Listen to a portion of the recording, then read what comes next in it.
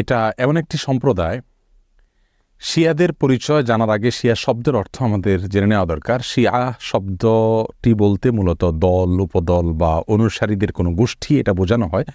শিয়া বলতে বোঝানো হয় শিয়াতু আলিয়িন বা আলী রাদিয়াল্লাহু তাআলা আনহুর অনুসারী গোষ্ঠী, এদেরকে শিয়া বলা হয়। বা আলে বাইত রাসূল করিম সাল্লাল্লাহু আলাইহি সাল্লামের পরিবার কেন্দ্রিক যাদের ভক্তি, বিশ্বাস এগুলো গড়ে উঠেছে তাদেরকে সাধারণত শিয়া বলা হয়। শিয়াদের উৎপত্তি এটা সাহাবায়ে কেরাম রিদওয়ানুল্লাহ তাআলা আজমাইন তাদের যুগ থেকেই বলতে পারি। এবং শিয়াদের উৎপত্তির পেছনে যে লোকটি ছিল তার নাম হলো আব্দুল্লাহ ইবনে সাবা। ইহুদি ছিল, পরবর্তীতে সে মুসলিমদের বেশ ধারণ করে মুসলিমদের ক্ষতি সাধন করার জন্যই মূলত এই গ্রুপটির তারা আবিষ্কার করে। শিয়াদের সম্পর্কে আমাদের দেশের সাধারণ মুসলমানদের মধ্যে ধারণা খুবই কম। আমরা অনেকেই মনে করি মুসলিমদের মধ্যেই একটি সাধারণ দল শিয়া, অথচ শিয়াদের যে সমস্ত বিশ্বাস আছে সে বিশ্বাসগুলো ইসলামের একেবারে মৌলিক বিশ্বাসগুলোর সাথে অনেকগুলো বিশ্বাস আছে যেগুলো সাংঘর্ষিক। অনেক ভাই বোনরা মনে করেন যে শিয়াদের সাথে আহলুস সুন্নাহ ওয়াল জামাআতের, অর্থাৎ যারা কোরআন এবং সুন্নাহকে দলিল হিসাবে গ্রহণ করে সেটাকে অনুসরণ করে, তাদের সাথে শিয়াদের একটা পার্থক্য তারা মনে করেন যে শুধুমাত্র খেলাফত নিয়ে, অর্থাৎ আবু বকর রাদিয়াল্লাহু তাআলা এবং আলী রাদিয়াল্লাহু তাআলা আনহুর ভিতরে কে বেশি খেলাফতের হকদার এটা নিয়ে মত পার্থক্য। আসলে বিষয়টা তা নয়, বরং শিয়াদের বিশ্বাসগুলোকে একত্র করা কঠিন। তাদের মধ্যে অনেকগুলো দল উপদল আছে, তার ভিতরে কমন কিছু বিশ্বাস আছে বেশিরভাগ শিয়ারা লালন করে। তার ভিতরে একটি হলো তারা কালিমাতুত তাওহীদ আমরা যেটা বলি এটাকে যথেষ্ট মনে করে না। তারা মনে করে লা ইলাহা ইল্লাল্লাহ মুহাম্মাদুর রাসূলুল্লাহ এবং আলিয়ুন ওয়ালিউল্লাহ এটাও স্বীকৃতি দিতে হবে, মুখে উচ্চারণ করতে হবে, তারপরে মানুষ মুসলিম হবে। তাদের মধ্যে কোনো কোনো গ্রুপ আছে যারা কোরআনে কারিমের ৩০ পারার যে কোরআন এটার ব্যাপারে তারা সন্দেহ পোষণ করে এবং তারা কোরআনের বিকৃতিতে বিশ্বাস করে বা বিকৃতি করে, এটাকে তারা সঠিক মনে করে বিকৃতি করে থাকে। তাদের মধ্যে বড় অংশ বা সবচেয়ে বেশি অংশ বলা যেতে পারে, প্রায় সবাই বলা যেতে পারে, তারা সাহাবীদেরকে সবাইকে কয়েকজন বাদে আলী রাদিয়াল্লাহু তাআলা আনহু, আব্বাস রাদিয়াল্লাহু তাআলা আনহু সহ কয়েকজন বাদে হাসান হোসেন, ফাতেমা রাদিয়াল্লাহু তাআলা আনহুম সহ আহলে বাইত যারা তারা ছাড়া বাকিদেরকে তারা কাফের মনে করে এবং সাহাবীদেরকে গালমন্দ করাটা এটাকে তারা সওয়াবের কাজ মনে করে, ইবাদত মনে করে।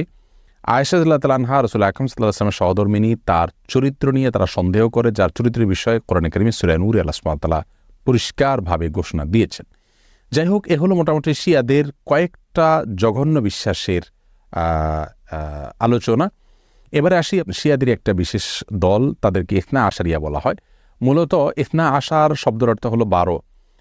ইসনা আশারিয়া গ্রুপ বলতে শিয়াদের ওই গ্রুপকে বলা হয় যারা 12 জন ইমামে বিশ্বাস করে, অর্থাৎ যারা মনে করে যে 12 জন ইমাম আল্লাহর পক্ষ থেকে নির্ধারিত, তারা রাসূল করিম সাল্লাল্লাহু আলাইহি সাল্লামের ওয়াফাতের পরে ধারা পরম্পরায় আসছেন এবং তাদের মধ্যে প্রথম ইমাম ছিলেন আলী রাদিয়াল্লাহু তাআলা আনহু এবং সর্বশেষ ইমাম ছিলেন মুহাম্মদ ইবনুল হাসান আল আসকারী।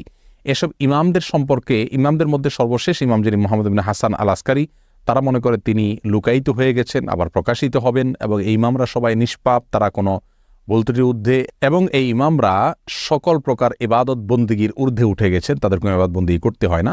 এই বিশ্বাসগুলো লালন করে থাকে ইসনা আশারিয়া গ্রুপ। শিয়াদের ব্যাপারে আমাদের ধারণা কি হবে, তাদেরকে আমরা কাফের বলবো কিনা? উত্তর হলো, শিয়াদের মধ্যে যারা আয়েশা রাদিয়াল্লাহু তাআলা আনহার চরিত্র নিয়ে সন্দেহ করে, কোরআনের ব্যাপারে যাদের সন্দেহ রয়েছে এবং বিকৃতি সাধন করে থাকে, এবং কেউ কেউ আছে রাসূল করিম সাল্লাল্লাহু আলাইহি সাল্লামের রিসালাত নিয়েও সন্দেহ করে। তারা বলে যে জিবরিল ভুলে রাসূল করিম সাল্লাল্লাহু আলাইহি সাল্লামের কাছে রিসালাত নিয়ে আসছিল মূলত আলী রাদিয়াল্লাহু তাআলার কাছে। এরকম আর অনেকগুলো বিশ্বাস লালন করে। এই সম্প্রদায়গুলোকে বা এইরকম বিশ্বাস লালনকারীদেরকে আমরা মুসলিম মনে করতে পারি না। তবে হ্যাঁ, তাদের মধ্যে অনেকগুলো গ্রুপ আছে যাদেরকে সরাসরি কাফের বলা যায় না, তাদের অনেকগুলো ভুল এবং ভ্রান্ত বিশ্বাস রয়েছে।